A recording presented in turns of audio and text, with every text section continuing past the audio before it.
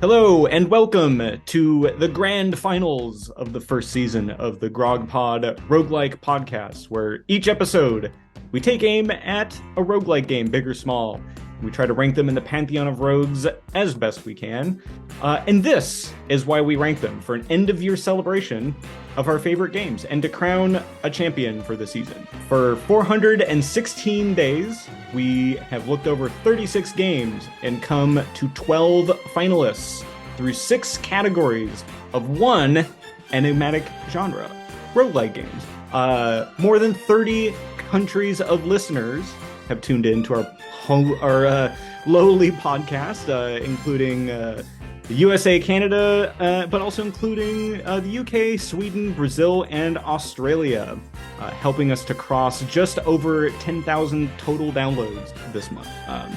This year, will Faster Than Light, FTL, and Dead Cells hold off the competition from their number 1 and number 2 positions, respectively, or will the dice favor Luck Be a Landlord through the tournament?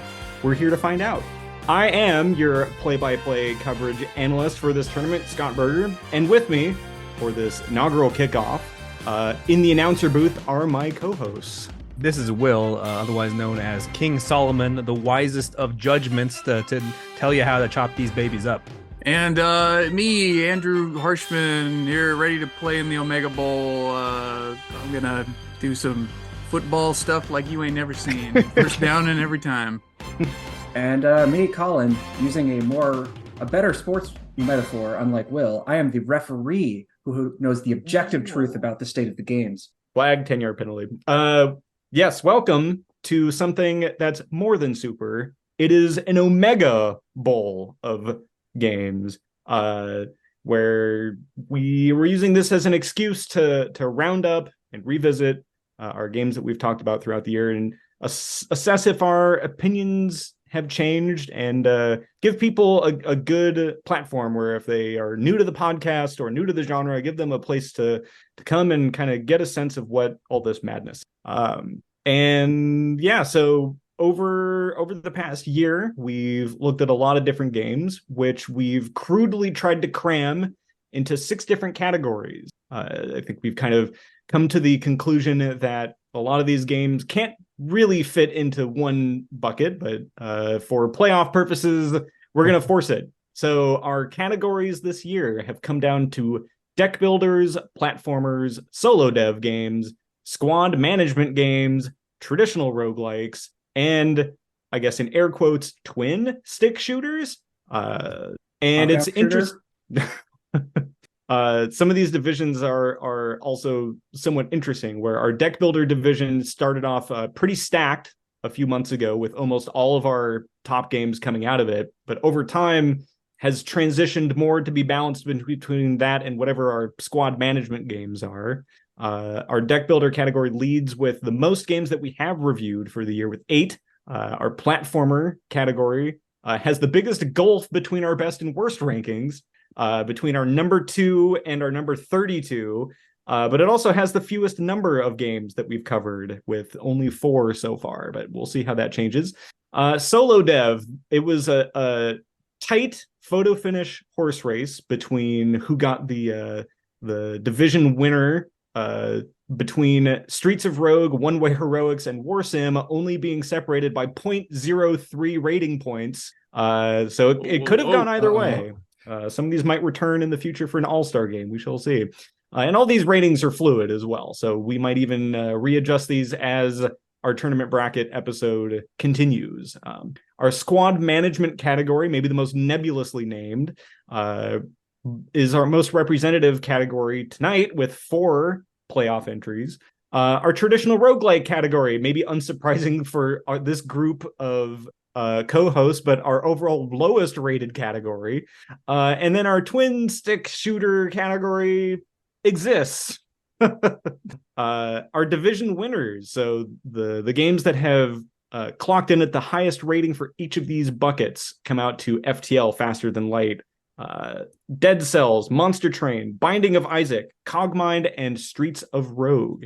And because we wanted to maximize chaos. We decided to go with an NFL style playoff seeding system. So our wild cards, rounding out the rest of the tournament bracket, include Rimworld, ****, which we'll come to in a second. The Last Spell, which was a listener requested episode. Enter the Gungeon, Andrew's debut episode. Hand of Fate 2, Invisible Ink, and Luck Be a Landlord. The way this will go is that for each round of this recap podcast, we'll dive into a game matchup between two titans of the genre, and then we'll talk about them. We'll talk about how our thoughts and feelings have changed about them. We'll do some voting about whether or not if we think it should advance. And then we'll also reveal the listener vote. We had a lot more people respond to the listener request form than I thought we would, which was great. Thank you for doing so. And we have some fan picks for each round, which will help us to break ties should we need them. And then we'll recommend, as always, games that are similar to those as we escort them out of the venue and give them a door prize on the way out. I'm excited. This is the first time I think that I'll really get a sense for how demented our audience truly is, or hopefully, if they side with me. And so we'll find out here soon enough. Well, let's not forget that, the audience brought us the amazing The Last Spell. So they got to have something going on with them. But yes, we will find out their true. We're going to test the listeners' mettle and their mastery of good taste. Or they'll test us. Oh, no. Right. So our first round here, kicking us off, is a contentious one. Probably, at first I was going to say these two games couldn't be more opposite if we tried, but it almost seems like all of these wild card matchups are like pure opposite games. I did not intend for the rankings to shape out this way, but this is how Dead Cells pushed everything else down the list. So our first round is our number 9 seeded Cogmind versus our number 11 seeded Luck Be a Landlord. I'm already angry because I already know this is a tragedy. This is a tragedy of the seeding. Tragedy.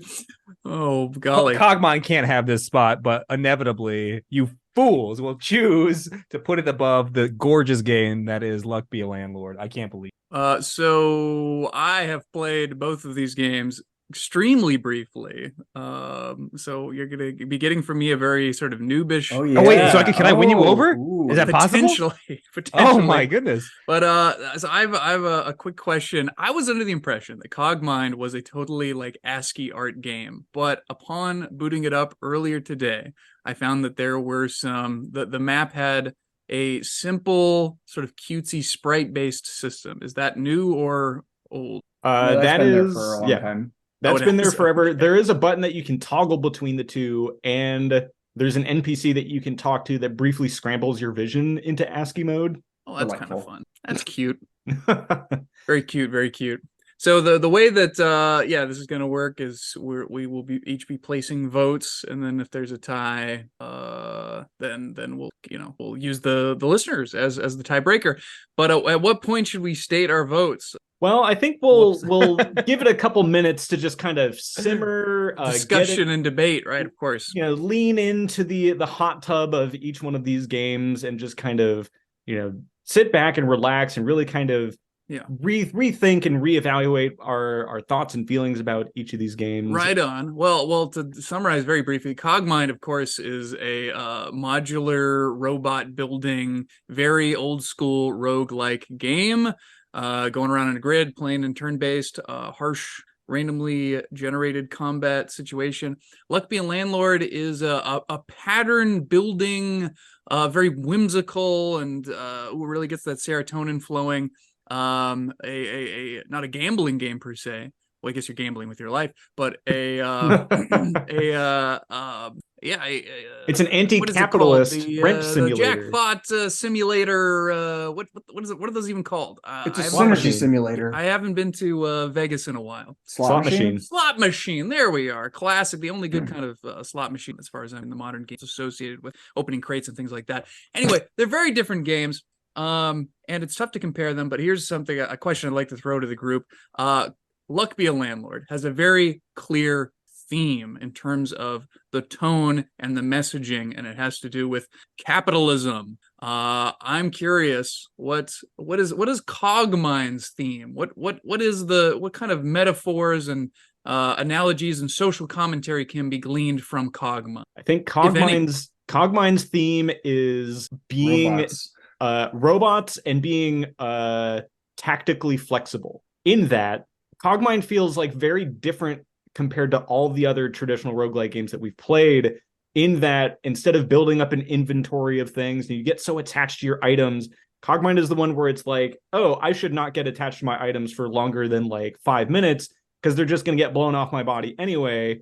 And that's a good thing because there's so many wacky parts and things. And that's why we also never get attached to Scott's internet connection, because it seems that he is frozen up, seized up a little bit. Maybe he's role playing and doing this podcast turn by turn. Oh, very good. Okay, your our connection turn is over. Unstable. Excellent. It's the Omegabowl. It's draining all the bandwidth. Exactly. I think the theme for Cogmind is flexibility. So being able to be build flexible, being able to be strategy flexible, and unironically has a very well-written plot to it, which you wouldn't expect at all from this type of game. There's a story reveal about the true identity of the player character that I thought was really well done, and I haven't really seen anything like it. I think that Cogmind has a theme that is informed by the mechanics of the game more than it is a theme imposed by the explicitly told to you. The flexibility theme is like you could play Cogmind and have no story, and then you kind of get that maybe it's more of a vibe than a theme. Just because it's like, oh, your stuff's getting blown off, and you're like cramming things back onto you, and you're, oh no, death hunter bots are coming after me. Like, well, throw away these tracks and put on some hover boosters and fly away, and then like sneak into something and grab the things. And yeah, I don't know. Oh, Andrew, I've got it. I remember from our Cogmind episode, I think I had to, I think I gave some snippy comment about it. Its theme is Mecha Gear Solid. Oh, wow. Okay. There's a lot of stealth mechanics involved, robots. It's such a well done and accessible version of a traditional roguelike, which is like something that we don't see with some other games, which are kind of proudly obtuse for that kind of specific style of rogue game. A game that you can play entirely with your mouse. Like, we kind of take it for granted with all the other ones on this list, but traditional roguelikes are notorious for having like Vim style mania of keyboard commands. And I think that like it really shows with like how much accessibility polish has gone into it. So I know Will is kind of dreading like, oh, everyone's gonna dogpile on Cogmind. It's gonna chaos dunk on Luck Be a Landlord. I will say I have been playing a lot more Luck Be a Landlord over the past couple weeks than Cogmind. And I think that like the more that I'm playing and understanding of Luck Be a Landlord, the more I'm appreciating like the subtlety of its game design mechanics that at first, yeah, it does look very cutesy, but there's really a lot of deep synergy deck building going on that you wouldn't expect of just, oh, you pull the slot and it makes the things go. But there's so much happening strategy-wise under the hood that it kept bringing me back. And it doesn't help that Cogmind will probably never be playable on a Steam Deck natively, but it did help for Luck Be a Landlord to just be able to fire it up on the couch and play for 5 minutes at any given time. Yeah, I mean, Luck Be a Landlord is just straight fun. I mean, it's just you start it up, you don't know what the heck you're doing, and I'm envious of anyone out there who's never played this because you get the joy of learning how everything works and like getting all those dopamine hits as you're like, oh my goodness, if I synergize these things, that changes everything. And then you get it again in the future, and it's just such a wonderful development. And I wish I could play the game as if it was brand new again, but unfortunately, like I try to go back to it now, and it's just like, yeah, I I have the perfect strategy essentially memorized, and it's just not as fun in the way that for some reason Slay the Spire still is for me. I have to use the term Slay the Spire at least once, apparently in every podcast, and so there I got it out of the way. Well, and probably we for this even one brought in it every up in matchup. your. Oh, good point. Yeah, we brought it up in your stead last episode. We're good. sure to mention it. I'm glad that that's at least ongoing here, because obviously if Slay the Spire was in this, it would win just automatically. We wouldn't even need to have this at all. But I will say for Cogmind, I think it's a great idea. They just needs to have the biggest problem is just the isometric graphics is what it needed. It needed to have into the Breach style graphics would have made that game go from a, I don't know what I give it, like a 3 to an 8 immediately, an 8 or a 9. Like I just need like the graphics are just so terrible. I can't appreciate what's going on at all with just how terrible that looks. It's actually actively detracting from the game with how bad it is. All right. So in the spirit of a lot of other games that we got to cover, right? Do we have anything else that we want to say about our matchup between Cogmind and Landlord before we head into voting here? What's the time per that we're supposed to get for each of these? Like, I just want to make sure we're cognizant. I think we're going to do at least minutes. 30 minutes to an hour for each one of these. I was gonna say we're not doing so well so far. Okay, so we're gonna have to be choppier about this. Yeah, probably. One last concluding remark from me. I feel like Luck Be a Landlord has grown on me in its remembering. Like I looked back at my rating and I was surprised that I had it pretty middle of the road. I think that it has aged well in my mind. It was a fun little game to play. This sounds like a eulogy, but it's nice of you to say. Yeah, I think my let's see, last ratings, I gave Luck Be a Landlord a 7. I think the last time I rated it, I think I have to bump that up to a 7.5 at the very least, because I think the more that I come back to it, the more that I'm like, it's just a fun palate cleanser type of game. It's so different than when I would pick up Cogmind to play around versus picking up Landlord to play around. But I enjoyed my time with it just about every time, except for when I have like what I thought was a good synergy going, and then you lose your rent by 1 gold at the end of it. But it wasn't meant to be if the synergy was not there. So that's capitalism for you. I vote Cogmind. Obviously, Luck Be a Landlord. I think I unsurprisingly am in the Cogmind camp, as it's my number 1 game on the list so far. Ooh, this puts me in a tough spot. Let the audience decide. Come on, chaos. This is all for fun, right? This whole thing, it's not especially objective. We're not, crowning the best game ever, and all the other ones can go, kick rocks. Listen in a good way to venerate this wonderful genre and everything. We got to throw it to the listeners. Okay, all right, we're gonna do it. You're gonna hate me for saying this, but the listeners have decided. We have a vote. The vote is locked in. The smoke coming out of the listener chimney is white, which means Cogmind. Bunch of degenerates, god damn it. You listeners, you piss me off. What is wrong with you? Oh my. Although in the listeners' defense, they did rate Luck Be a Landlord pretty well, but Cogmind they rated higher. So Cogmind gets the listener vote. And what did they actually, was it a binary decision, or was it a rating sort of thing? The submissions were, it was again kind of like I had to force people to put things on a 1 to 5 scale. Not that any of these games are a 1 out of 5, but relative to the other games, like what are your thoughts on this? And some people did 5s across the board, some people did 1s across the board. But yeah, like I computed out average ratings from those, and I've just sorted them by the average rating. All of the counts are pretty close to each other. So give me names. Who is the individual voters? No, I need to we don't hunt have them time down. for this. We have to keep going. Right. Let's see. Maybe I can do a listener shout out. Wait, you're actually going to give me some names? KN-7UR was one of our listeners who wrote in. So how do they shout vote? This is a secret ballot. I don't know if I can give out. I have the spreadsheet. I feel like we he was a have to move on. We person, gotta move or on. he or she. So I'm I'm after you. Well, they did it give. Sounds like a roguelike, world generation seed. All right. Yeah, what's play us out? Play Luck Be a Landlord out for us, Scott. Oh right, yeah, we got to give the door prize to yeah. Luck Be a Landlord. If you are a fan of Luck Be a Landlord, some other games that you should check out that we haven't mentioned yet are, God, I don't know how to pronounce this one. Fugtang Simulator, FHTAGN Simulator. It's supposed to be a very Luck Be a Landlord style game. Dicey Dungeons, for better or worse. Like a lot of these games are so unique, it's hard to recommend things that are remotely similar, especially Landlord. But Fung Tang Simulator, Dicey Dungeons, Slice and Dice, and Circadian Dice can help round out some of your probabilistic dice and or deck building mania. But Will, as the person who rated Landlord the highest, what would be your door prize to escort them out of the building? Oh, I don't know. A door prize. I don't know what the example of this would be in the context of what we're doing here. I think it might Most be likely to think of it like the prizes, the thing in a high school yearbook. Game most likely to succeed. Game most likely to kill a billionaire growing up.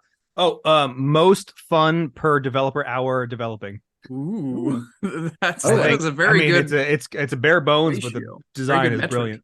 Also, it has an item called Pizza the Cat. Absolutely. Okay. Right. So Matchup 2. Streets of Rogue versus Invisible Ink. This one was tough for me to come back to because I had this idea of like, when we first covered Invisible Ink, I was kind of excited, but it felt like it was just kind of dragging me down somehow. Like it was requiring me a lot more energy to play it than I was getting out of it for some reason. Thinking's hard, right? It is. Spin the slot machines. Look a pretty color. And again, another kind of very, very opposite day grouping we have here. Streets of Rogue. We had, I think, accidentally beat the game on our first try with a party full of apes running around bashing stuff. Yeah, that was good.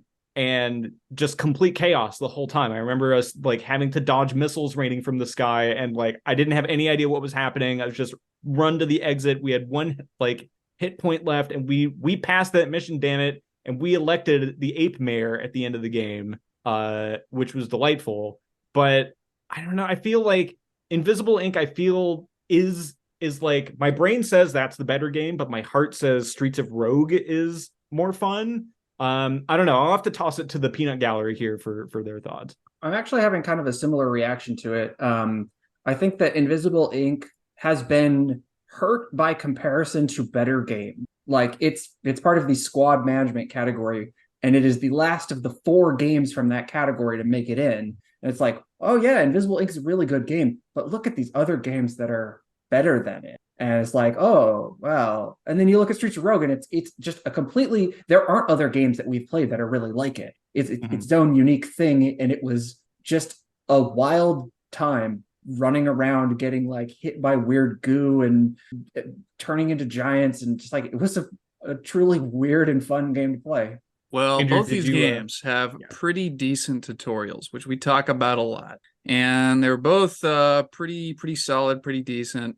I gotta say, Streets of Rogue is like 100% more my game. Like I didn't even make it through the first proper mission of Invisible Ink. Like it was becoming like painful for me to continue.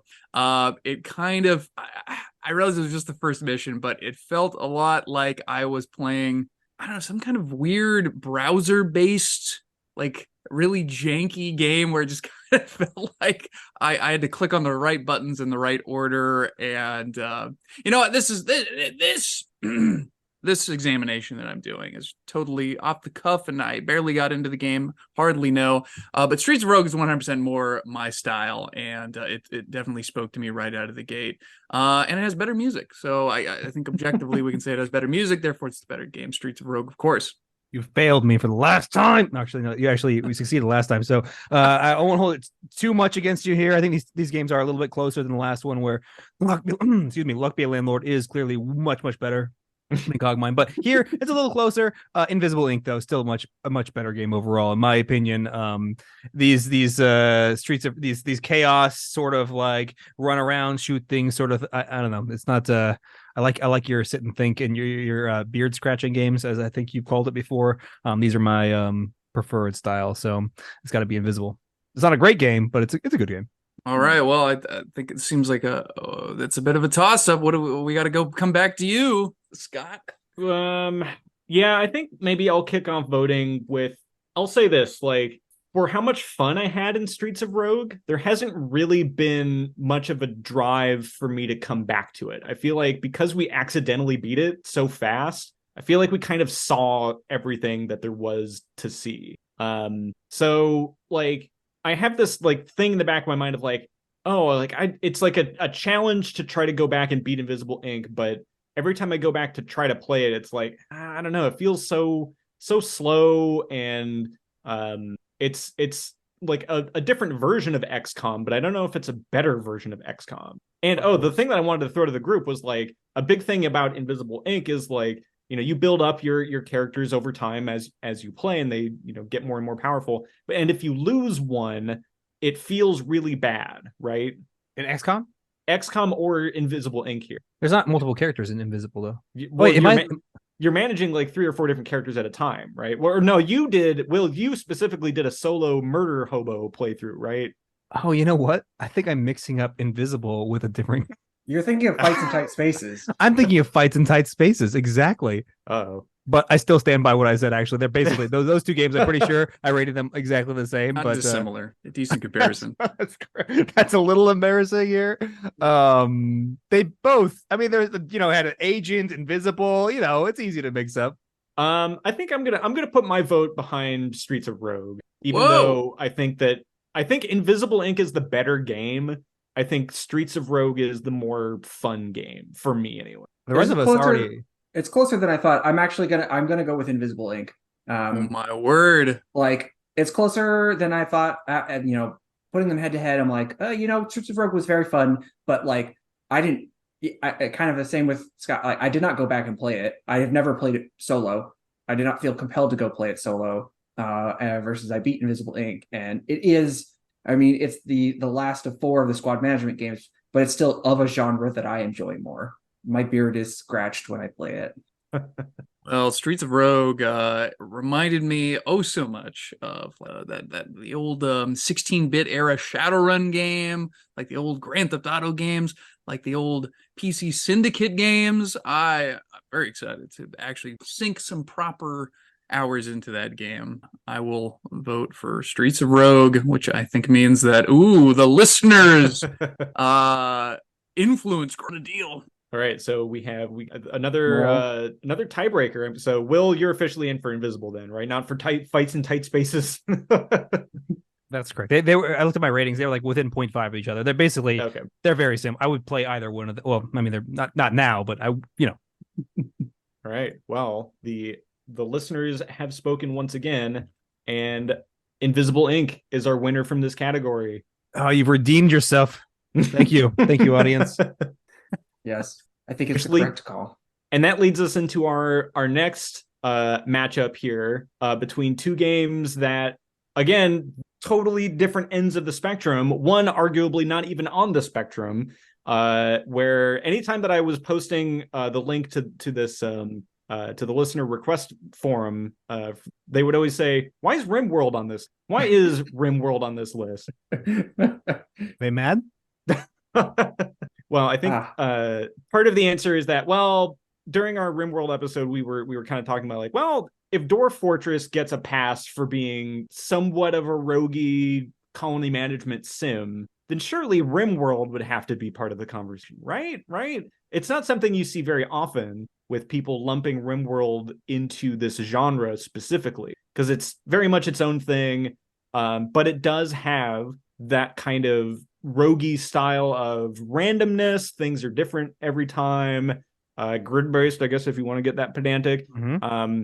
And yeah, so I think it ticks most of the boxes to be included in the conversation, at the very least, compared. Well, some of them, anyways. Well, yeah, I mean, no one's holding a gun to enough boxes. Yeah.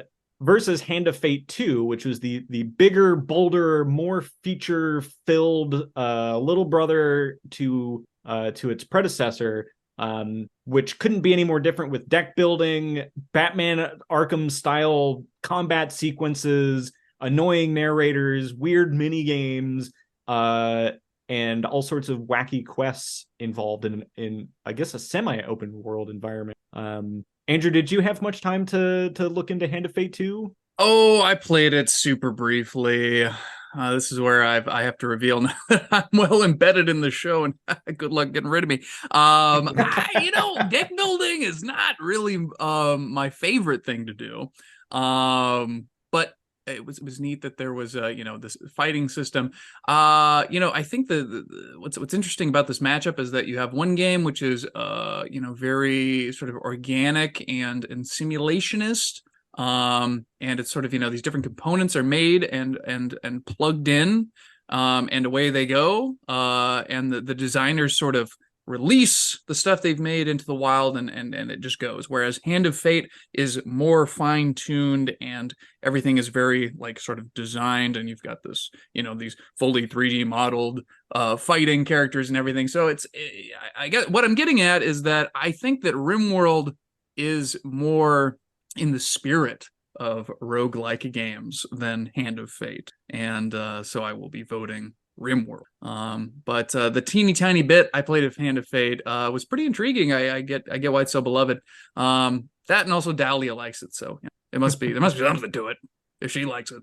Do I even have to say anything here? I mean, I guess for the audience who didn't tune in earlier, I'm a big Rimworld fanboy. I think it's the best game that we've played out of all the games that we have played, and that's why I specifically requested, given my choice, to play a game again, that we do this one, because I feel like Slay the Spire is it's holy. I can't even like bring it down into this podcast. So the Rimworld, it's on the upper echelons, but we can still play it, and so I had a really great time coming back to the DLC in particular, and it has to win. It has to win here. It has to win. 2 votes for Rimworld. I'm also going to vote for Rimworld. There we go. I have it artificially lower in my rankings than I feel in real life, because I don't feel like it is. If you're trying to play it as a roguelike game, I don't think it's quite as good as it if you're trying to just play it as a holistic game. But I think that especially the early parts of the game do have a little bit of do have that roguelike vibe. Like, especially if you play it the way that I do, which has way more randomness than Will does. Like, I'll often just start off with whatever random people that they give you, and just like, oh, see what happens. So like, there is more randomness involved in it. And Hand of Fate, like, I was looking back, I gave it a pretty good score, but like, I don't feel like it was particularly memorable to me. I don't like the combat stuff was fine, but if you wanted to have like third person combat, like, there are many games that do that very well. It is not shoehorned into a weird deck building card game as well. So both good games. I think Rimworld's better though. I think this might be our first clean sweep of the night. Whoa. I think I'm also going to do Rimworld as well, because I went in with this thinking like, there's no way Rimworld's going to advance out of this bottom bracket. There's no way, because it's not a roguelike, right? So I went back and played some Hand of Fate too, because I'm like, I had some good time with it. And yeah, that narrator just doesn't shut up in this one, does he? Like, I had been playing, again, Steam Deck on the couch while the TV's going, so it's basically on mute and you can't really hear him. Not a problem there. Played it on the computer. He's just like, I'm trying to read the text of this quest line. He's like, so by the way, I'm the narrator and I'm the dealer. You should choose wisely. Yeah, I get it. And then I failed a bunch of stupid mini games in a row. I'm like, Rimworld doesn't have stupid luck-based mini games, does it? I mean, not intrinsically. Yeah, negative events, but it's all balanced by like an unseen score, and it's a very elegant system actually, but we don't have time to talk about that. Also, I'll say to the folks who are giving the side eye to Rimworld as a roguelike game, like, just play it, with just ignore saves. Select the option for no saves and play as the rich, solo explorer, and boom, there you go, instant roguification. Permadeath. All right, so 4 votes for Rimworld. Sorry, Hand of Fate. Sorry, Dahlia. And and so importantly, what's the door prize? The listener vote was also from Rimworld, so it is in fact a wide clean sweep. So even the listeners wrote in to rate Rimworld actually pretty high overall. So But yeah, so our door prize from Rimworld, I mean, similar games. First off, we talked about Dwarf Fortress. I think that's the most natural. Well, wait, no, comparison. we need door prize for Hand of Fate. Oh, that's right. Rimworld's going right Wait, on. what am I doing? What am I doing? Most likely to need a cough drop for wrecking your vocal cords because the narrator's blabbing all day. I don't know. Most likely to need throat surgery because Most likely to need at least one extra hand.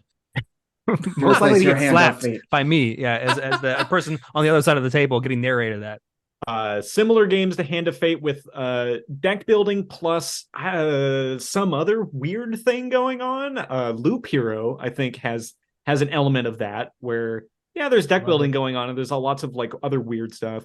We potential stay tuned. One Step from Eden is a Mega Man Battle Network style deck builder, just pretty frantic.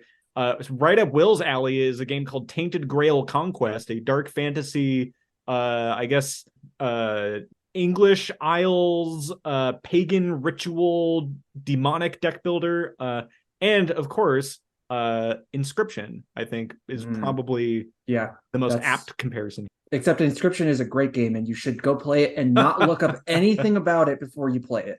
Oh yeah, particularly absolutely. with its narrator and Batman style combat sequence. Does that one count as a rogue? Can we do that one again? I don't think it's a roguelike, really. Yeah, no, you're right. But You're right, it is right. a really we can, good game. Yeah, it's really very, very good. Well, I think Inscription is more roguey than Rimworld. But anyway, we'll get to that when we eventually do our Inscription episode and everyone complains about it. Oh, which real quick, the door prize for Streets of Rogue, maybe the Monkey Presidential Medal of Freedom. Oh, and maybe also a literal door that you can punch through. I wrote down most ape-tastic for that game. Oh, all right. Because we did have an entire party of apes who got elected mayor. So incredible. That does feel right. Oh, and Streets of Rogue, similar games for that one. We haven't talked. Well, I guess like the one that immediately comes to mind is Don't Starve in terms of its like isometric, sandboxy. It's more survival based, but it's kind of the thing that maybe looks closest. Other games that we haven't really touched on much, but Rampage Knights is a beat 'em up. Heroes of Hammerwatch is a very much a open world co-op game, and Ember Knights, a game that's kind of similar in a hack and slash sort of vibe. So be sure to check those ones out. But that'll bring us to our final wild card grouping here, making Andrew's favorite children fight to the death for a winner. It's rough. Between our number 6 seeded The Last Spell and our number 7 seeded Enter the Gungeon. Golly, what a horrible position I've been put in. But I understand as the newest host, I gotta, could be put through my paces, put to the test, and if handed, if handed a lever action rifle and I got a Old Yeller one of these games, I mean, of course it's gonna be The Last Spell. Emptying that magazine into that guy. Sorry, Enter the Gungeon is the best game around, folks. Come on. We're talking quality. We're talking quantity. We're talking replayability. We're talking lovely aesthetic, pulse pounding gameplay. To be fun. Oh, it's even enjoyable to watch. Oh, it's too tough for you.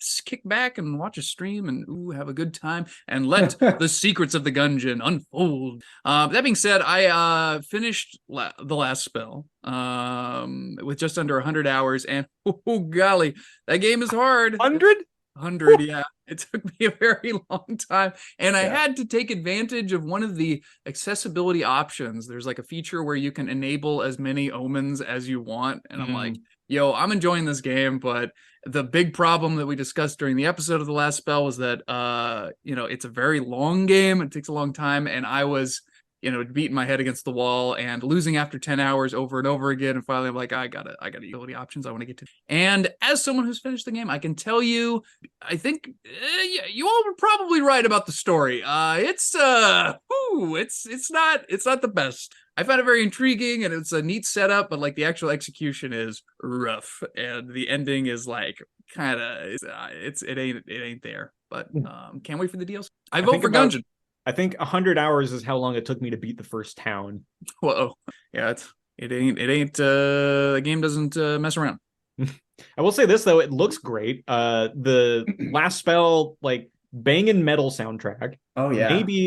Maybe the best soundtrack of these wildcard games, maybe of the whole tournament, question mark. Its trailer soundtrack is the best song, any individual song of any of the games. It's pretty great. Probably. I think that like the individual decision making that you make for a round of last spell is also very interesting. Very tower defensey.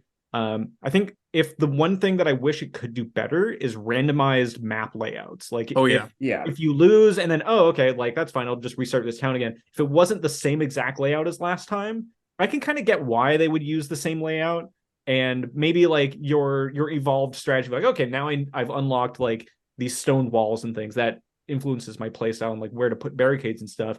Maybe that's like an element of map randomization, but I wish that like, and like where the bosses spawn and those kinds of things kind of force it a little, but a little more map randomization. And if the individual like town rounds were like half as long, I think I would like it twice as much. Sure. Yeah, I think randomization is definitely kind of the game's biggest weakness, because if each one of those 10-hour lost matches, was more varied, I think that would help a lot also. I think that you should be able to replay the same town. I think it should be like each town should be like truly its own unique town with like, and you're like, oh, you have to beat 4 towns before you get to the last boss. Like you should get pulled from a pool of 8 towns or something. You're like, oh, I didn't get to play the water town. Yeah, and I was kind of, being a little jokey earlier. I really like the last spell. I think it's a really outstanding game, to be clear. Last spell is good. Gungeon is gooder though, I think. Basically, I would like to lodge a procedural or throw a flag, which is throw a flag on my earlier rating. I honestly think that Enter the Gungeon should be ahead of Binding of Isaac, which is the division winner. It got the bye. I don't think like we're not going to be able to compare them as directly, so I'm just going to do it now because I'm voting for Last Spell. I think like Enter the Gungeon was not my favorite game, and I really liked Last Spell. But I think Enter the Gungeon is a better game than Binding of Isaac, and I have Binding of Isaac above it in my rankings, but I think that's because we played it very early and before my tastes had been quite as honed. Like I think that Enter the Gungeon is the best in class of the twin stick shooters. I think it's better than Binding of Isaac. And I'm going to throw that out there.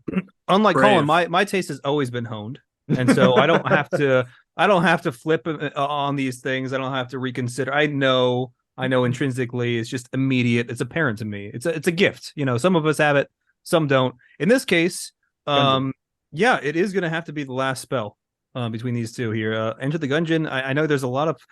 I get it. It's if you like that kind of game, it could work for you. But no, I like your beard scratchers. The beard scratchers are always going to have a huge advantage over the action-packed, fast-paced games. Not to say that there isn't a place for them.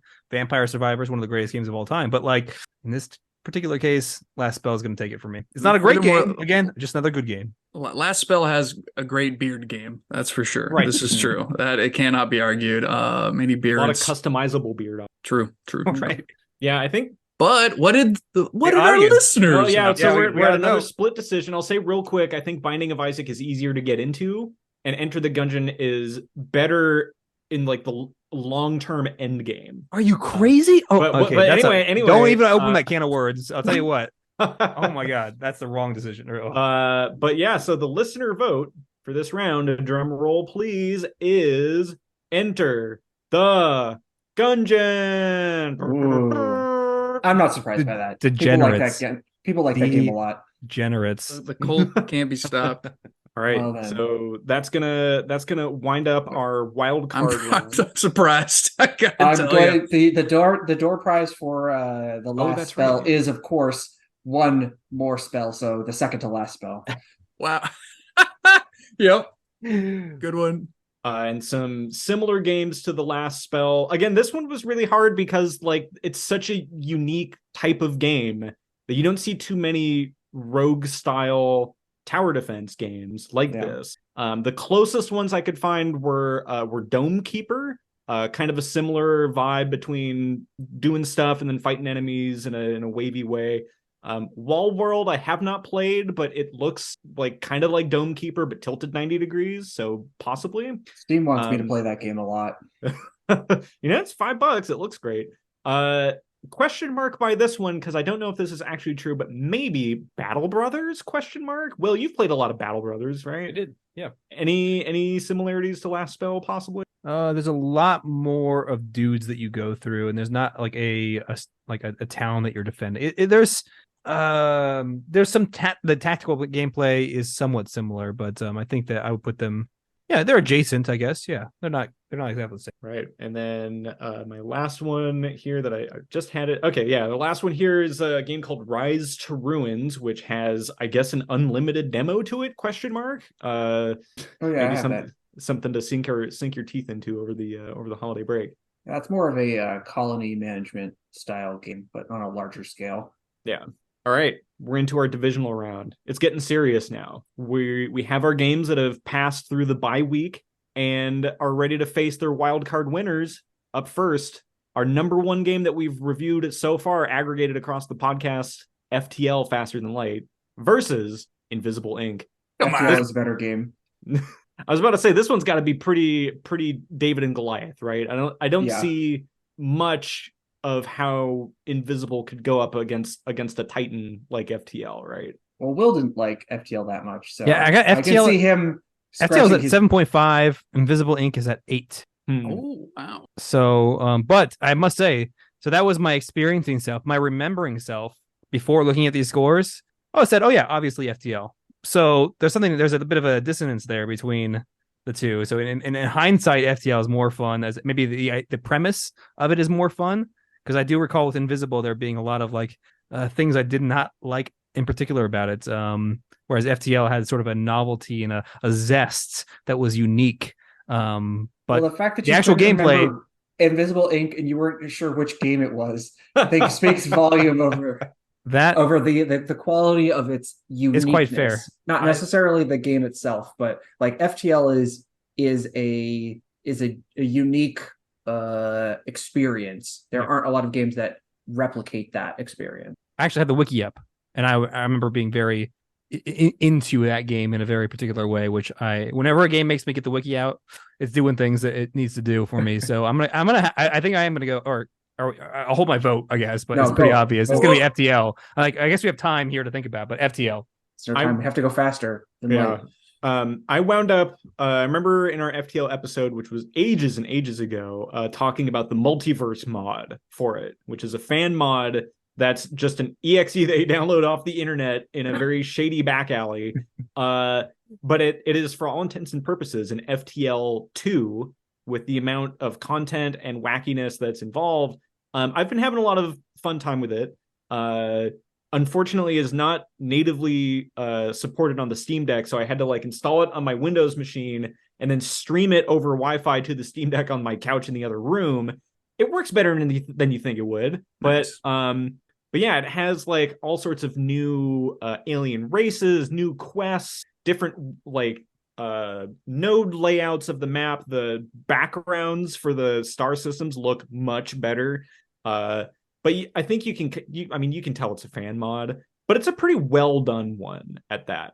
And I think that's been helping me to rekindle my interest in FTL. I think the base game itself is good, but I think that multiverse mod helps to really breathe a lot of fresh new life into it. So if you haven't had the opportunity, I will shill for the FTL multiverse mod for folks to go check out. And obviously my vote is going to be for FTL. Indeed. Well, it's a tough matchup here for Invisible Ink. I mean, it's certainly a polished game, but it's going up against, dare I say it, one of the progenitor games of the modern roguelite Scape.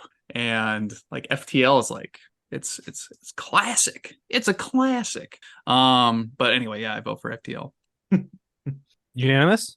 Is it? I forget what Colin voted for. Oh, yeah, no, FTL for sure. Yeah, FTL is still my number one game. Yeah. If it's the audience pick, then we'll have two unanimous picks going up against each other in the next one. Wow! Oh my gosh. Yeah. What was the fan vote between Invisible? FTL just edged out Invisible Ink according to the listeners' voting. So it was a tight race between the two, but yeah, FTL does make it a clean sweep to the semifinal. Invisible Ink, yeah, like it's a perfectly cromulent game. But yeah, I think like maybe it's shown its age a little bit. I haven't really had any interest to check out the DLC because I'm just like, oh well, maybe I'll try to beat the game first, but anyway, what's our door prize for Invisible Ink on its way out? Most cromulent. Excellent. An empty Similar bag. Most static ending. An empty bag that there might be something in there, but it's invisible. I get it. A clear plastic bag. Cutesiest name. Some similar games to Invisible Ink. Again, a really tough one because it's like baby XCOM type games, but not really like grid-based unit management type things. Steam World Heist is a game with robots that's a kind of a side-scrolling 2D one. It's not really explicitly labeled as a rogue type game, but it gets oftenly compared with its game mechanics enough that I'll lump it in here. Wilder Myth, which is like a pop-up book styled whimsical. It's like, what if D&D was in like a happy pop-up book universe? Seems like it fits the theme here. I'll let the listeners write in and voice their egregious opinions as to why not. Published by the developers of The Last Spell is a game that almost no one's have heard of called Spirited Thief, which is you, a thief, and working in tandem with a spirit to go in on fun heists. And then lastly, Renowned Explorers International Society is another kind of whimsical cartoony looking squad management type game. Maybe not quite as intense or bloody as Invisible Ink, but maybe worth checking out. Our next division matchup here is gonna be a clash of the titans here. Binding of Isaac, our 5th seeded winner, winner of our twin stick shooter category, versus the up and coming challenger 3rd seeded Rimworld. I spoke too soon. I didn't realize. I looked at this and I assumed it was already a closed deal. Looking at these two because it's going to be Rimworld. But you know, some debate. I guess there's no debate. I don't know why. I mean, I feel like Rimworld cannot advance because it is not remotely as roguey in the genre as Binding of Isaac is. Like Binding of Isaac and FTL are like two of like maybe 3 major pillars with Spelunky that like prop up what the genre is. And if Rimworld were to come in like a wrecking ball and just go blam with knocking Binding of Isaac out, like I would feel like, oh my god, what have we done? We've unleashed the chaos. Hey, you guys, we all allowed it. And because it was allowed, it cannot be disallowed from the voting process here. Rimworld cannot be denied. Will not be denied. There is no rule saying that a dog can't play basketball. Therefore, Rimworld must advance. Ooh. We're gonna have to get Andrew's opinion. It's this is an interesting question. It is at the end of the day a rogue-like podcast. That's actually false. That was like that was the name, but what's in a name really? That's just true. a branding element. I don't know. It's tough to say. I guess which one am I more likely to play? Probably Binding of Isaac. I guess I vote for Binding of Isaac, I suppose. But right. I mean, that's fine. We're all friends here. Everybody likes that. No, you have just put yourself into the degenerate category, unfortunately. There's a vast rift between us and you now. I'm going to vote for Rimworld. Oh no. Thank you. Because I know that it'll lose to FTL in the next round, so I'm not as concerned about it going all the way. Let's not get ahead of ourselves here. I feel guilty about it. Also, I'm assuming it'll be a tie, and hopefully the listeners will vote for Binding of Isaac, and then I won't feel bad about advancing Rimworld. Don't leave it up to them, Colin. Don't leave it up to the masses. Well, I'm voting for Rimworld, so you should be talking to Scott. Well, Colin, if we're gonna leave it up to the listeners, no, we're not actually, because you're gonna vote as you should here. Step in line. No, I'm going with Binding of Isaac. And I say this as someone who's like kind of like basically done with Isaac because I accidentally beat it. I beat through Mega Satan once with like all of my rolls lining up. I'm like, I'm never gonna get that lucky ever again. Don't care to try. And I went through and I beat like the standard ending, and I was like, yep, that's perfectly good of an experience. If I was stranded on a desert island, I would much rather play Rimworld, because I think for me, it has a lot more interesting stuff to experience for the first time. It probably has much longer legs to it, but it would feel sacrilegious to vote against, like, and maybe Isaac really hasn't like aged particularly well against other games that have come out recently, but in terms of like something that's easy to pick up and play and just go for a rogue style run with, for me it's got to be Binding of Isaac. So that's going to kick it over to the listeners to tiebreak through Will's. Listeners, screw me again. I'm gonna be real upset here. Well, lucky for you, Will, because the listeners have bailed you out with putting Rimworld above Thank you. Binding of Isaac. The problem is it's just a really good game. It's not It's necessarily a good game. roguelike, but it is a good game. Thank you, It's kind of listeners. cheating. It's like I don't know. I'm struggling to think of a good football metaphor here. What was it? What Tom Brady inflated the balls or deflated them or did something? Deflate I feel like gate it's- was a thing. Deflate Yeah, game. I don't remember exactly what it was, but I feel like Rimworld is like it's juicing the ball somehow to get through. But it will get caught before the Super Bowl, so don't worry. That's true. Excuse me, Omega Bowl. Oh my. Yeah, copyright, patent pending. Okay, so our next divisional matchup here is this one's gonna be tough for me. But real quick, Dead Cat door prize right. for Binding of Isaac. That's it. The door prize was what? Dead Cat? It's just a dead cat. Yeah. Great. Poor Guppy. Yeah, similar games for Binding of Isaac. I had to split this kind of up because I think the most obvious similar game to Binding of Isaac is Enter the Gungeon, but I also have similar recommendations for that as when we get to that eventually. But Binding of Isaac, similar games for that are formerly titled Monolith, now titled Star of Providence. Very much in your vein of room-styled twin-stick shooters. Amazing game, for sure. Stay tuned. Voidigo, which I was hampering on in our Axolotl episode. This is an example of like breathing new life into this kind of genre. It's absolutely insane, and have to check it out. Synthetic with a K. If you want 80s style robots and obtuse reloading mechanics, you got your jam there. And then I'm going to lump Patch Quest in here because I feel like it hits the same vibe of room-based twin stick stuff. It very much looks like a WiiWare type bullshit game with all of its colorful cutesiness. It's like the exact opposite aesthetic to Binding of Isaac, but it plays very nicely. It did not play so nicely when Will and I tried to do a Steam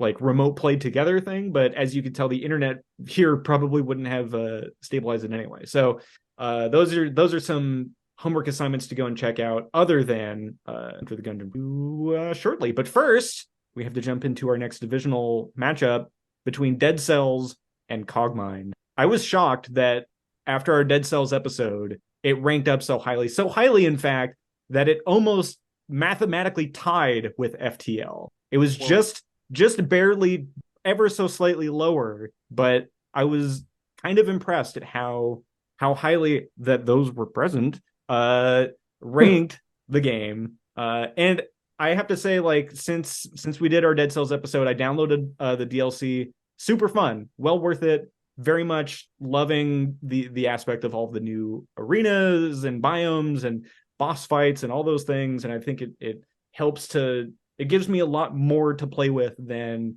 what I was originally playing with, which was already a lot. And yeah, like I have been trying very hard to get through some of those DLC places. Real tough, but it definitely has that pull of, oh, okay, I lost that one. I have time for one more before I have to make dinner, right? Yeah, I'm gonna say like Cogmind will always have a more special place in my heart. Like I'll look back at Cogmind more fondly than I will about Dead Cells. Like I'll remember my time playing it more. But I think Dead Cells was just more fun to play. Like Dead Cells was I'll pull from Will. Cogmind wins in the remembering self, but Dead Cells wins in the experiencing self. Like playing Dead Cells was a joy, and playing Cogmind is also fun, but like it's fun in a way of like, oh, I remember this cool run thing that I did, versus Dead Cells is like, yeah, and then like the second I lose that run, I'm like, I forgot what I even had. Like, I am a Dead Cell remembering nothing, but that it was fun. So Dead Cell's going to take it for me. I actually did play Dead Cells for a little bit, and yeah, Congratulations. I as soon as I realized that this is one of those unfun games that otherwise known as the platformer genre, the entire genre, like Terraria, the only exception I think, because it only kind of, I mean, it fits into that category, but like just it's a severely unfun platformer. I just can't get into these games. Cogmind is going to have to clearly get my vote here. As low as it rates, it's better than the terrible. I just, it's so hard to get into one of these terrible games like Dead Cell. Yeah, folks. Dead Cells has prettier art. What do we think about that? I agree. I agree with that. Despite that, however, no. Actually, I was quite impressed with Cogmind's visual presentation. Like, listening to y'all's episode made it sound like, oh gosh, this is going to be like one of those real jank fests, or just really simple. I was literally expecting ASCII graphics, which, I mean, the items are, but anyway. But like, I thought that they did some interesting stuff with like the animations, how things are presented and the map is revealed and things and whatnot. But anyway, I again, this is, my vote is super extra subjective and biased, and because just based on what I know about the games, which is I played Cogmind for 45 minutes and thought, well, that was pretty enjoyable, I might play some more. And then Dead Cells I've played a lot of and I've enjoyed a ton. Yeah, I mean, I think my official vote is maybe also gonna go Dead Cells to deadlock it. Wrong. Tied It's here. I love how much no, it's not deadlocking it. It's input 3-1. we're getting. The I vote Dead Cells. Andrew vote Dead Cells. omnipotent masses coming to our rescue. And I say Dead Cells with a heavy heart, because I feel like even Cogmind is number one on my list, but like 0.1 rated higher than Dead Cells, which, what does that even really mean, really? I think if I was stranded on a desert island, I would play Cogmind instead of Dead Cells.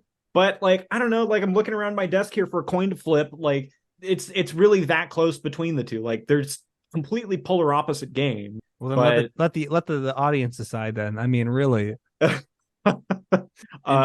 proven themselves to not be degenerates. So I mean, depending on the actual vote, but like, you know, maybe they're good here. We'll see. Should I change my vote and have? Think of the drama. Think of the drama. This is a podcast. You have to have the drama. Yeah, right? I guess that's true. We got to go with the engagement factor. Okay, I'm changing my vote. This is how close it is. Really. Wow, look at that. I'm changing my vote from Dead Cells to Cogmind. I'm gonna go back to my number one game on my list.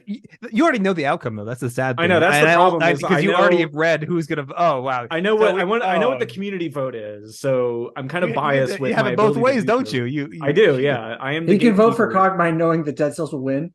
Yes. Well, so if we throw it up to the community here, do we? I don't know. Do we, like, Colin, where's your challenge coin? Do you have it? Oh, it's somewhere nearby. We flipped it for what? Like the yes. All right. Are we going? Okay. We want. We're gonna go. Heads. Heads is deads. Do we want Octo Thrust, or do we want a picture of a plane front?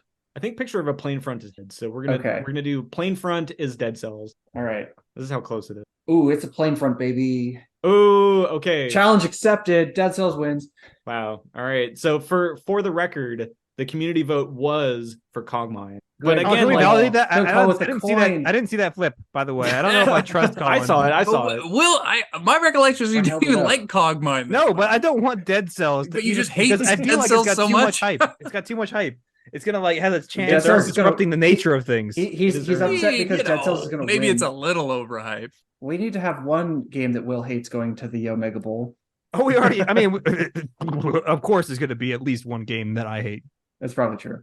I didn't expect Dead Cells to be out so fast, but I guess we're getting into that. No, Dead Cells is in. Cogmind is out. That's right. Yeah, I mean, this is the part of the tournament where every game is going to be real good. It's gonna be very hard to pick a favorite. Well, the plus side is that we can, I think, pretty clearly to give the door prize the distinction, the very important distinction of best roguelike. Yep. Oh yeah, And hey, that's I mean, Dungeon of Dreadmore. I mean, Yes. I don't know. Better graphics. Oh, The door prize that I have written down for Cogmind is our 2023 hidden gem of the year. And the way that I calculated that out was our aggregate podcast rankings versus how popular the game is on Steam. And our aggregate podcast ranking is pretty high for this game. This is like one of our top 10, and popularity wise it's nowhere close to the top 10. So like the gem rating pulls it out of the top by quite a wide margin. Similar games to Dead Cells, Cogmind. It's right next to the other one on. You really want Dead Cells to die, don't you? And we have a laundry list of traditional style roguelike games to get into, but I think for ones that pass the Berlin interpretation of all of the stupid check boxes, but actually do have some kind of accessibility that you're not just using your damn keyboard the whole time. For sure, stay tuned, and possibly the ugliest game that we may ever play, Tales of Maj'Al. I'm excited for that.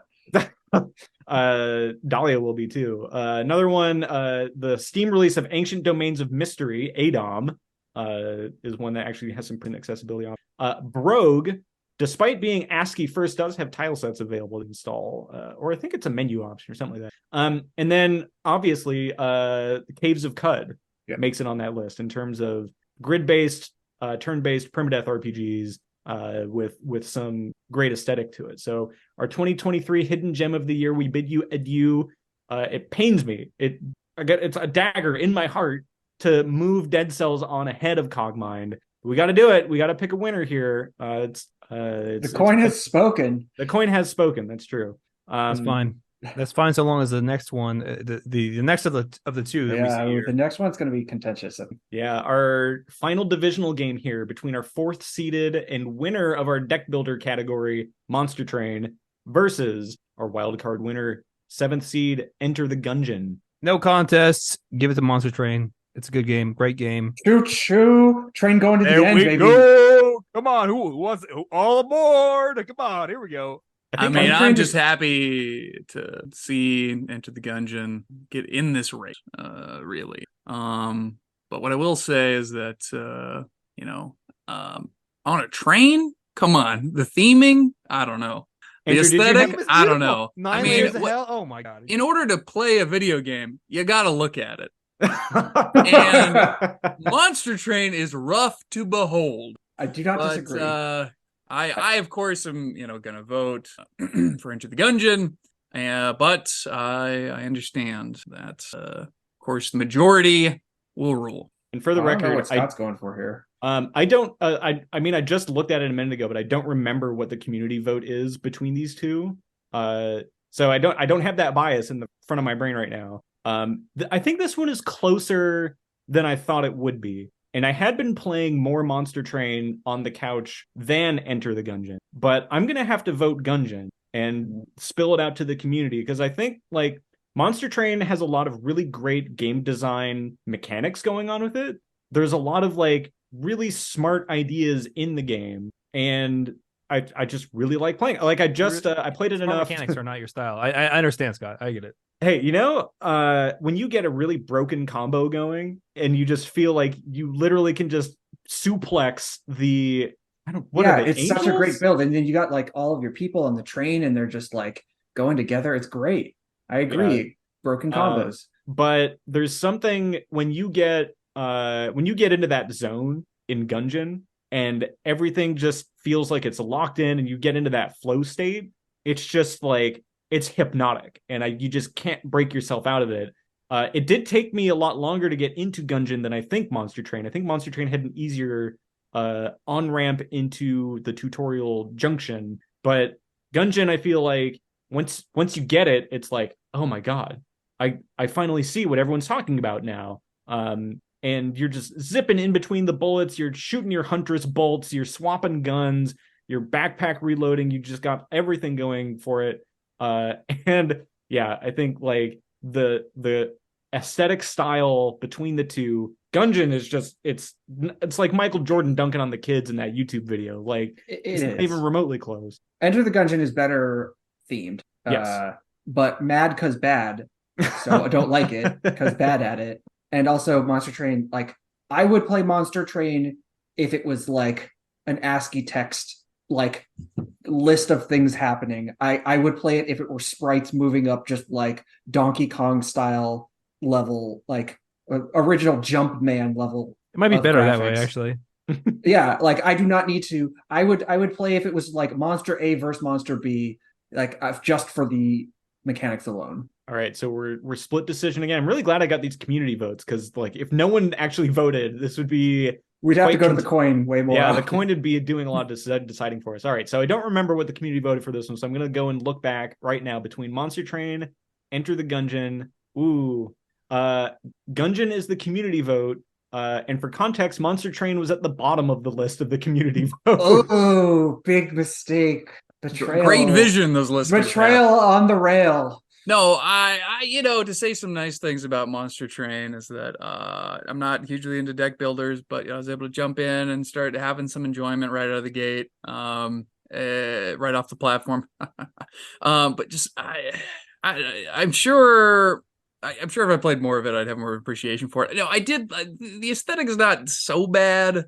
Clearly, like some talented people worked on the art, but it just this weird combination of like being derivative of existing properties and then also just Slay the Spire with looking too much like a weird Instagram ad you'd get for some game. It that looks you like the would games that never are on the want to side of your install. website. Yeah. Furthermore, just the theming is so bizarre to me. Like it feels like there'd be so many other good.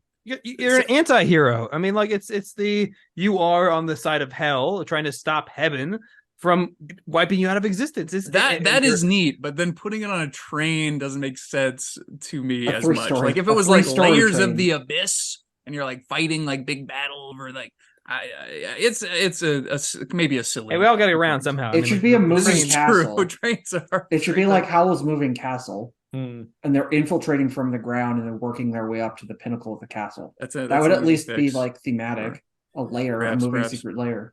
Well, what's our door prize as we derail the Monster Train? Best shopkeep. Have you seen that robotic cat and the noises it makes? When I was a child, I went to a Mariners game and they gave out these whistles. They were like wooden square whistles, and you blew into them and they went like a very cool like choo-choo noise because you could hear the choo-choo train go by Safeco Field or Kingdom or whatever it was. Monster Train gets one of those whistles. A toot on the whistle. Woo.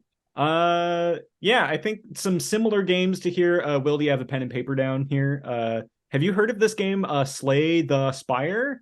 I don't know if you. I don't. It's probably not up Will's alley. Kind of the graphics look bad. There's no story to it. You're not a devil.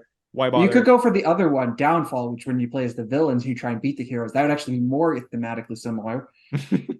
Also a good game. Also also 10 out of 10. Slay the Spire, the Downfall mod, both strong recommends. Vault of the Void, I think also kind of fits into this deck builder, but deck builder like specifically as like deck builder versus type game.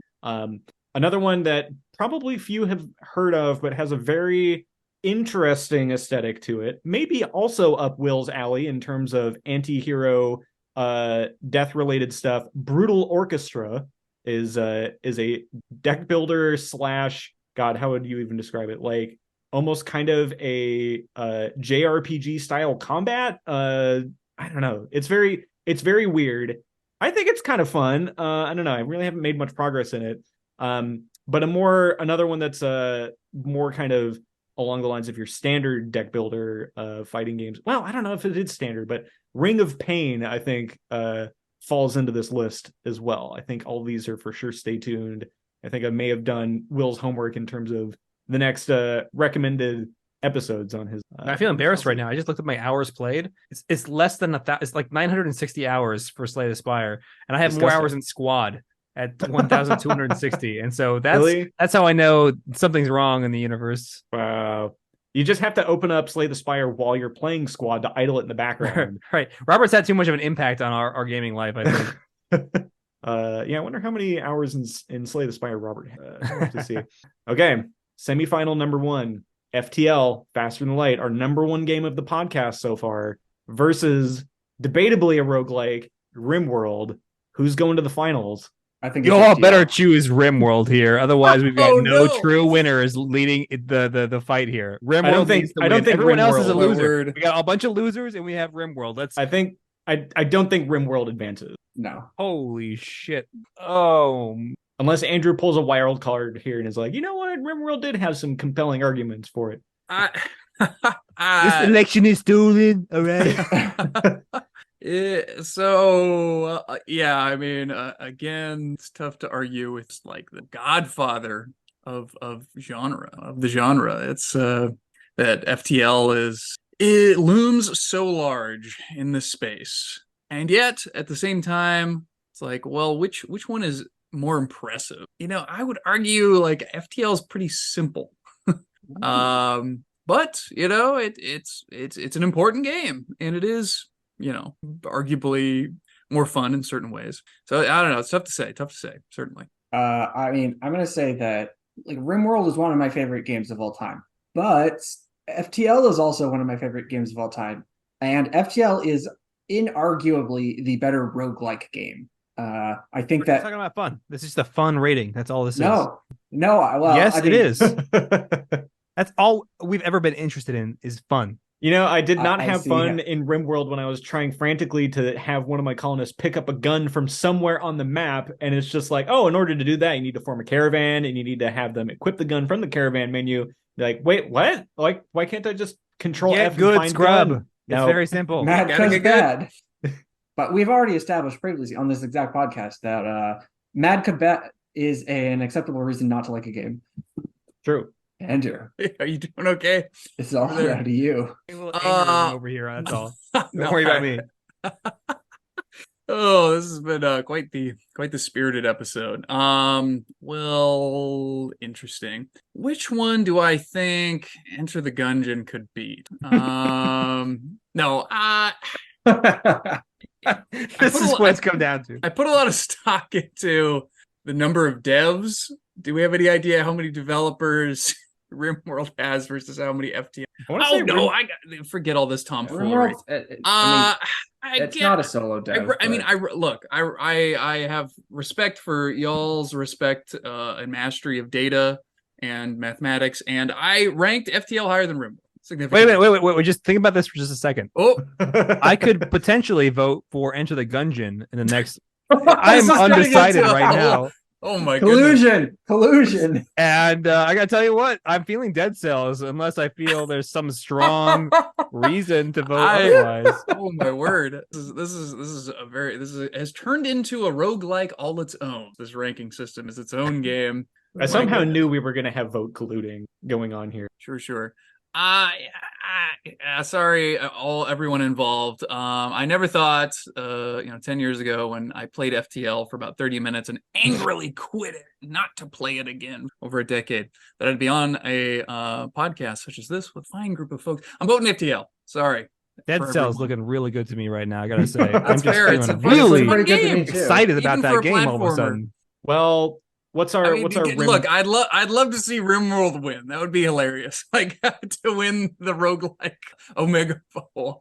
But I think FTL is a storied game, chiseled in the very the bedrock foundation. Like If there was a more explicit, like, oh, here's the thing. If Rimworld had an adventure mode like Dwarf Yeah. Fortress does, then I think it could be more seriously considered in the genre. And I'm If sure you there's could like, actually use caravans to go places and do things and have it be enjoyable.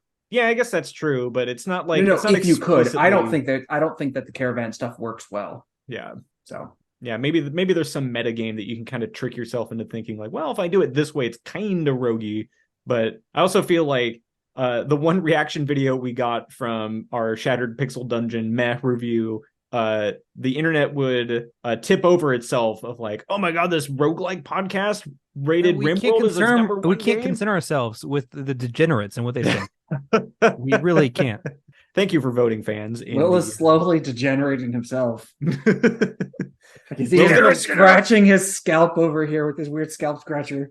Will's gonna love it when I give FTL or Slay the Spire a solid 9.0 on my ratings when we eventually get to it instead of an 11 out of 10. All right, Rimworld, we're sorry to say goodbye. You are quite an excellent game, but we're gonna have to give you some door prizes on the way out as consolation. It's organs harvested from prisoners, or skin, or organs or skin, really, or some kind of the opioid Flake, smoke, or not smoke leaf. What's the Flake?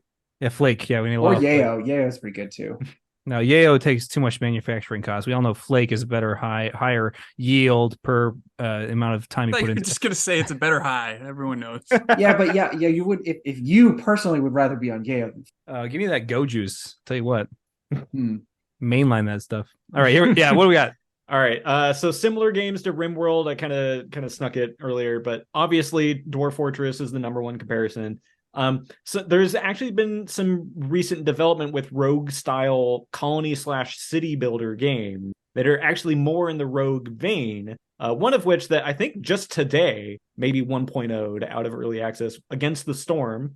We had a listener write in requesting us to take a look at. I've actually found like a decent tutorial video for once on what the hell am I supposed to do in this game. There's a lot going on. It definitely has like Will Wright min-maxing management simulation written all over it. Another one is Dot Age or Dotage, I think is supposed to be the pun. Where you're an old man.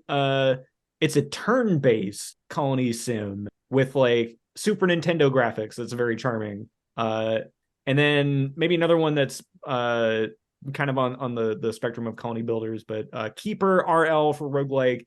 That one's supposed to be well regarded as well. Yeah, Rimworld, I'm surprised I actually made it this far. I didn't think it was going to make it out of the first round. But hey, semifinals, that's not too bad, right? Incredible. What a showing. That brings us to our second semifinal between some heavy hitters, Dead Cells and Enter the Gungeon. You know which game I've always loved? Dead Cells. I'll tell you what. Ever since the beginning of time, I've loved that game. Since picked up a Platformers controller. have been my favorite.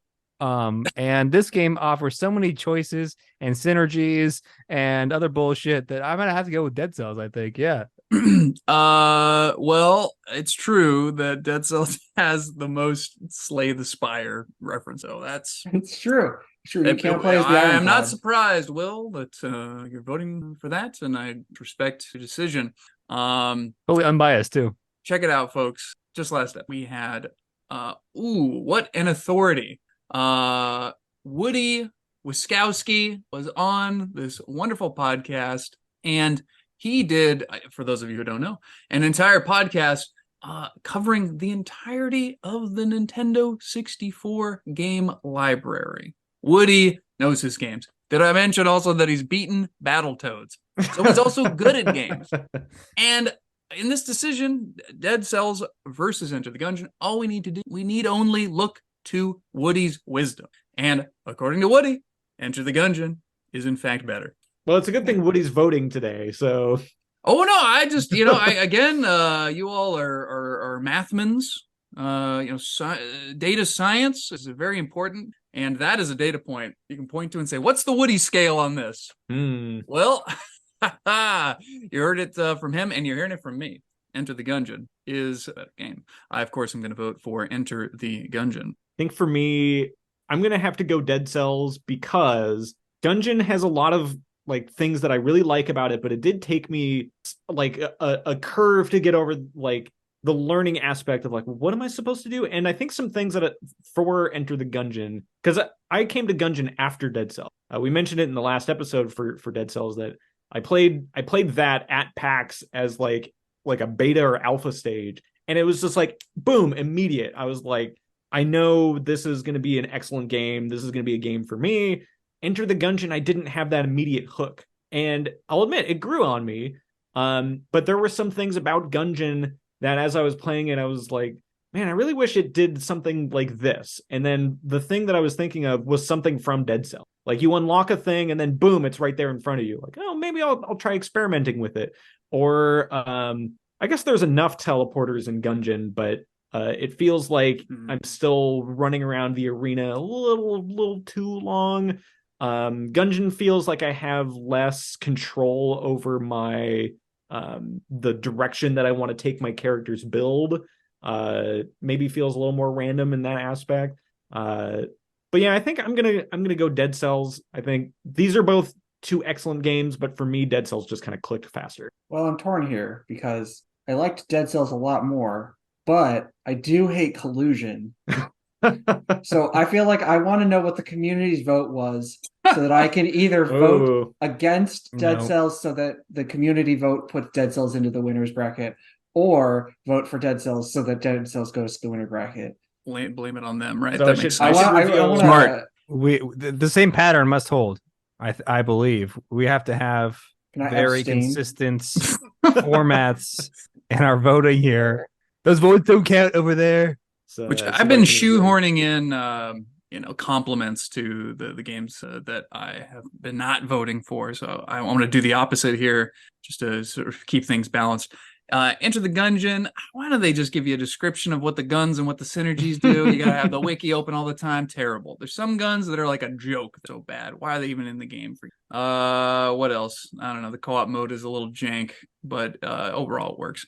Anyway, I'm gonna vote for Dead Cells and just ignore Will's temper tantrum over here and make Dead Cells win. For what it's worth, the community vote was for Gungeon. Oh, Andrew, see, the community knows. Last time you betrayed me. You have learned your lesson here today. It's a shame, you didn't listen to the last episode. I was gonna put Dead Cells above Rimworld, but I kept Rimworld in spot number 5, which is too low. I realized it should be much higher. Could have been number 1. Yeah. So our door prize for Gungeon. Best D&D puns, maybe? Probably a gun. Best punch. Probably some kind of gun. Yeah, I'm thinking so. The GROGPOD gun. That makes sense. Similar games to Enter the Gungeon. Obviously, the number 1 would be Binding of Isaac, I'm pretty sure. But some other ones, because we already talked about that, would be Nuclear Throne, I think is a pretty close contender. I haven't played it. It's free on Steam. I should probably give it a look, but I believe Relic Hunters Zero Remix is supposed to be close in top-down twin-stick shooting to Enter the Gungeon. I'm also going for games that I didn't mention for Binding of Isaac already, so something like Atomic Crops could be considered a Gungeon-adjacent type game. It's very different, but in that same similar style vein. I think if you like Gungeon, you might like that game. And of course, mentioned it again during my complaining of the Axolotl episode, Tiny Rogues, I think is definitely worth looking into if you're into this kind of frenetic bullet hell. Yeah, if you're into good games, probably check these ones out. Indeed. All right, our grand finals between our unsurprisingly number 1 and 2 games, so close in our ratings for this season. The Grandpappy FTL Faster Than Light pulling in on our number 1 of our squad management category versus our number 2, just barely number 2 ratings wise, and doing its damnedest to pull the platformer category into relevance for this podcast is Dead Cells. A game which one of the present hosts didn't even play. Very good. Yes, the grand finals, of course. Got to respect. Wait, who didn't play Dead Cells? Yeah, I don't know who didn't. Tell you what, I played it for just long enough to know. I thought it might have piqued your interest. But did you play Dead Cells for longer than 10 minutes? Maybe about that much. I mean, that's all you need. Some games just don't click. Again, this is all just sad. For fun. Reviewing games, very. You guys are making this very clear that you're right. My opinion for Dead Cells last voting round was really inflated. I have to. You're right. I'm gonna have to pull that back a bit. I feel like FTL. You're right. You're making a lot of very good points out there. It's really taking the number 1 spot for me right now. I had a lot of fun with that game. Actual real fun that lasted more than 10 minutes. It's true. What a deal. This is a grand old fun old time, I do declare. So this is an interesting matchup, right? Because we have kind of the old guard, the old captain's guard, the best of the best, having sort of founded this modern genre, stacked up against a more recent new blood release, Dead Cells. Very indeed. That's all I have to say. It's interesting. I feel like this is kind of Dead Cells versus Cogmind redo for me, in terms of like how I feel about both of them. Like Dead Cells, fun in the moment. FTL, deeply memorable game. Like I can at any moment turn on the FTL soundtrack in my head because it's just like burned into my brain. Versus Dead Cells, I'm sure it has music, but I don't remember what it is. I don't remember if it was good or not, because I don't pay attention to that music that much. So the fact that I like FTL it's just it's in there, and like FTL is in many ways like the first roguelike game that I played. I don't know. I'm still torn. I'm still deciding. Yeah, don't let the recency bias affect you here, because keep in mind, like we were just chatting a few days ago, this past week, Yeah. anyways, and you're just like Yeah. Dead Cells. I never want to open that game again in my life. I hate that game. I remember you saying verbatim. So That's for sure a thing that I said in the last week. I it will was say, something like you don't want to open that game again, though. I will say, like the FTL final boss fight It's some can be bullshit. kind of bullshit because It is. Yeah. there was this one time I had like this great ship build going. I forget what ship it was, but had this great build going, and then I had come up against the final boss, and they had the I think it was the module that disables one aspect of your ship, and they shot it at the one that I used for depleting shields, and we were just like deadlocked in like it was a complete tie game. And well, actually it was like there's a Google sheet that I have somewhere of like, all right, I reached out to like the FTL subreddit as well of like, is this mathematically possible to win? And I did like this Google sheet math of like, it would be theoretically winnable, but it would take like 2 weeks of just letting the game run for me to win it, or something stupid like that. And I was like, with you playing it that 2 weeks. yeah, and like timing, so like hitting pause and unpause to like time between like missiles and things, and like everything like perfect in order to get like just the millisecond timings between shooting like the shield disabling weapon and like firing a missile to like drop in, and like getting all those things timed out perfectly. Like it was mathematically doable, but not practically doable. And I thought at the time, like, I had the strategy one. And then it was just like this random nonsense thing at the very end, which I think is kind of like to be expected in this genre.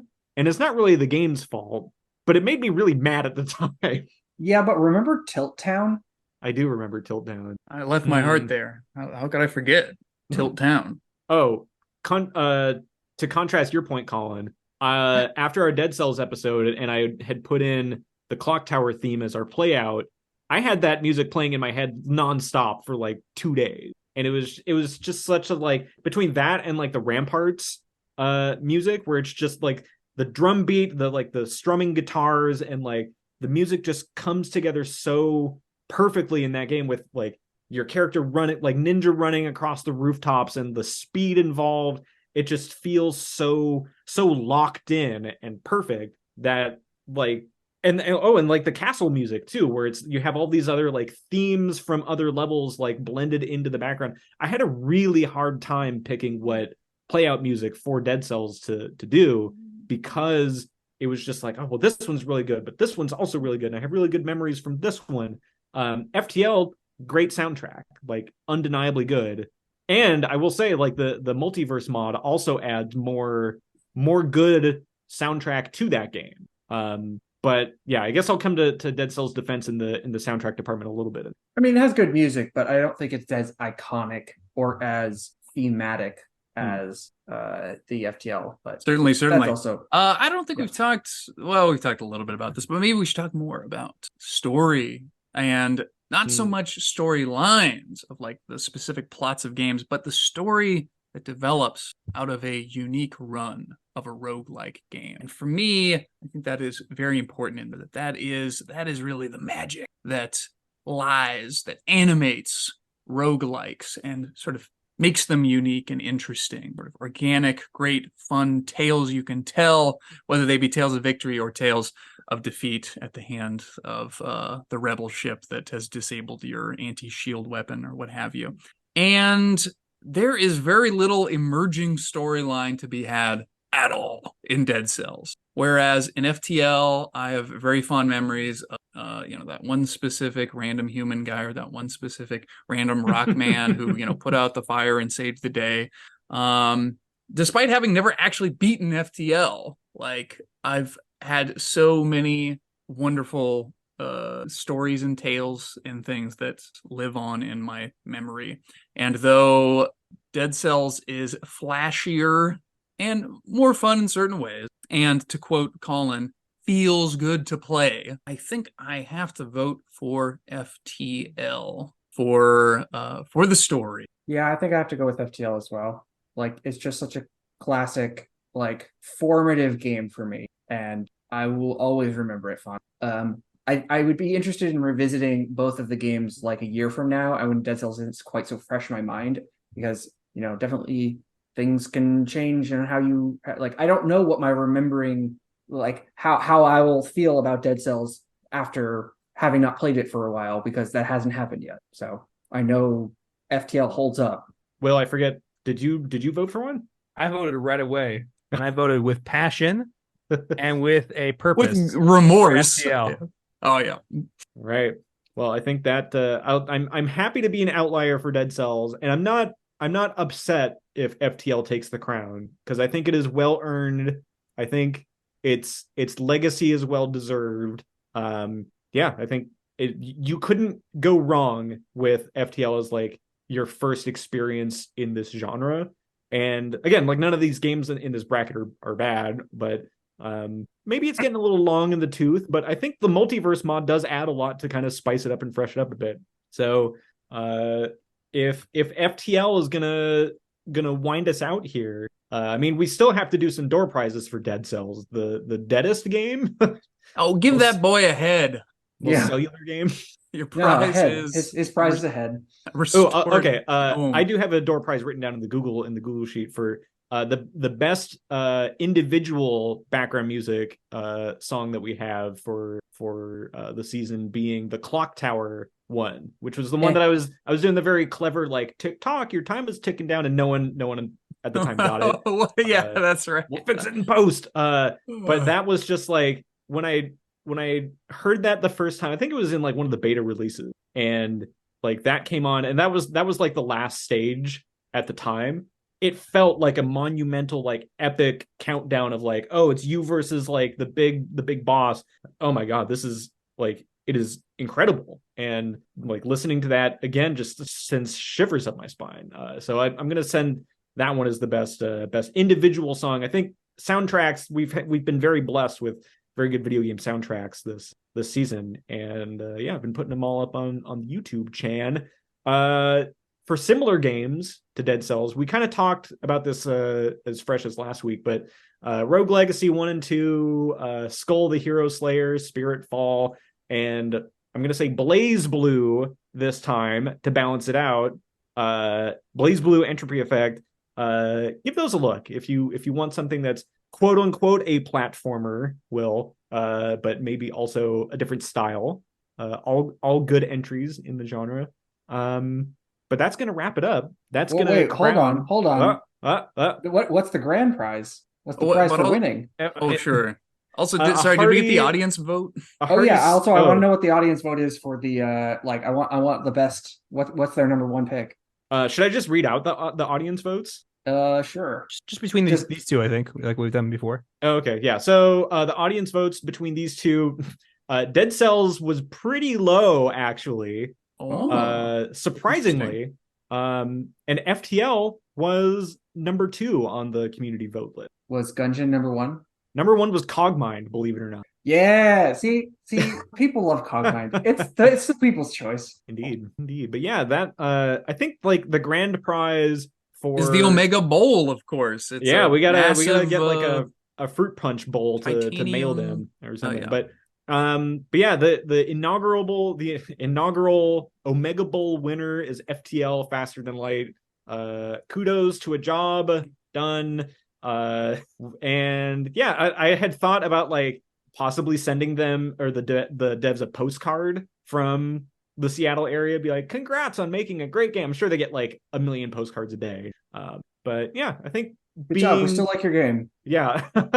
It turns out one of the most popular games that has spawned a new genre, hey, guess what, is still probably pretty good. You should go check it out. But for real though, if we had FTL up against Slay the Spire. Well, Slay the Spire is the secret hidden last boss. We've only unleashed. It's like when you beat the heart the first time, or when you beat the last boss the first time and you still die because you have to get the relics. You can fight the real heart, the real last boss. I mean, there's still challengers in the wings. Slay the Spire, Hades. I mean, there are games out there. Right. We shouldn't actually weigh in on that, right? So that's you can keep a little tension here. Well, we're gonna have to wait to next season. Before we get there, quick social plugs. Our email is grogpodzone@gmail.com. We're on Mastodon, grogpod@gamedev.place, and grogpod.zone is the website. You've all heard this before. But yeah, maybe if Slay the Spire happens to show up in our next season, we'll have to pit it against our top ranked games in the Omegabowl 2. If it gets that far, we'll have to see if it even makes the top. We'll burn your house down if it doesn't. Hey, Rimworld made it pretty deep. Slay the Spire is going up against something like Voidigo. It might be a toss up. We'll have to see. Void of what? Voidigo. Yeah, that's gonna wrap up our season 1 of episodes. I'm gonna include the 2022 episodes into season 1 because we're still getting our bearings. But anyway, season 1, boom, is done. We've done it. We've survived a whole season. Hooray!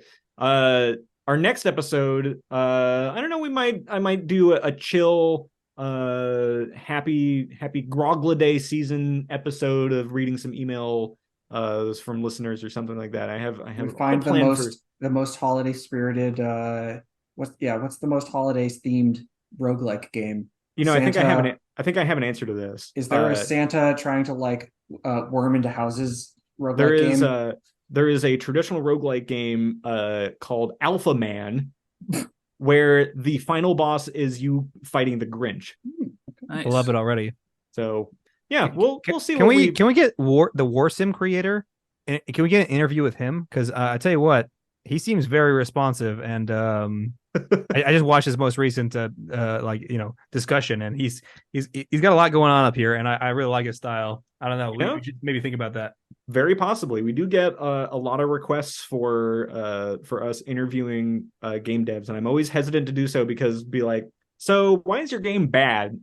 Discussion. I mean, in the case of War Sim, though, I mean, there's no way that we could possibly go that route. This is true, and we've already done all the rankings and ratings and stuff. So we've already spouted off what we need to do. So we'll figure out what we want to do for our holiday special episode. But join us in 2024, a whole year from now, for our next season of games that we will review and fight each other to the death over. I think that'll do it for this one. And to play us out, of course, will be our some more music from in this case we'll do a tune from the Multiverse mod because I haven't spouted it enough. From the Multiverse mod to FTL Faster Than Light, our season 1 GROGPOD Omegabowl champion. We'll see you next year.